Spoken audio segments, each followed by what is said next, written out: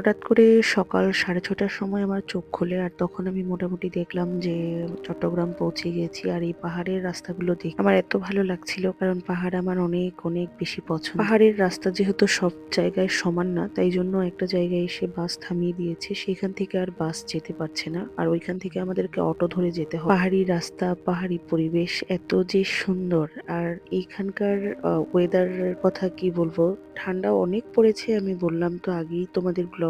কিন্তু বিশ্বাস করো, এই আবহাওয়াটা আসলে আমরা অনেক মিস করব যখন আমরা চলে যাব আমাদের পরিচিত জায়গায়। পাহাড়ি নদী বয়ে যাচ্ছে আমাদের পেছন দিক দিয়েই, তো আমি আসলে ব্যাপারগুলো অনেক বেশি মিস করছি এখন। তো যাই হোক, এখানে অনেক লোকজন, যেহেতু আমরা দাঁড়িয়ে আছি, দুইটা বাসের সমস্ত যাত্রী দাঁড়িয়ে আছে, আর এখন আমাদেরকে একটু ব্রেকফাস্ট দেওয়া হবে। সকাল প্রায় 7:30 মতো বাজে, আর আমরা সবাই মিলে এখন ব্রেকফাস্ট করে চলে যাব মেদোসমণির আশ্রম, যার উদ্দেশ্যে আসলে আমরা এসেছি। পাহাড়ের এই ট্যুরটা আমাদেরকে অনেক কিছু শিখিয়ে দিয়েছে, আর অনেক সুন্দর একটা যাত্রা ছিল। আমরা সবাই মিলে পৌঁছে গিয়েছি অলরেডি। আমরা এখন এই পাহাড় বেয়ে উপরে উঠবো, মানে মেদোসমণির আশ্রমটা একদম উপরের টপ ফ্লোরে। আমার হাজবেন্ডের যেহেতু সমুদ্র পছন্দ, কিন্তু পাহাড়ের যে অন্যরকম সৌন্দর্য সেটা কিন্তু সে এখন বুঝতে, কারণ পাহাড়ে ওঠাটা একটু কষ্টকর, এটা তো সবাই বুঝি। তারপরও পাহাড়ের ওপর থেকে ওয়েদার দেখার যে সৌন্দর্য, আমি তোমাদের জন্য একটু একটু করে ক্লিপ নিয়েছি, আর সেটা তোমাদের সাথেও শেয়ার করছি। দেখো, নিচে জুম চাষ হয়, যারা পাহাড়ি এলাকায় থাকে আর কি। কতটুকু ক্যামেরা বন্দি করতে পারছি জানি না, আমি যতটুকু পেরেছি তোমাদের জন্য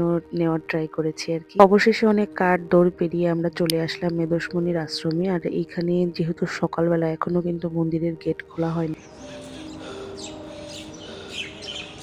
কি যে অপূর্ব সুন্দর এই দৃশ্য, চোখের সামনে না দেখলে হয়তো বোঝা যাবে না। আজকের মতন ভিডিওটি এখানেই শেষ করছি, পরের ব্লগে দেখা হবে বাকিটুকু।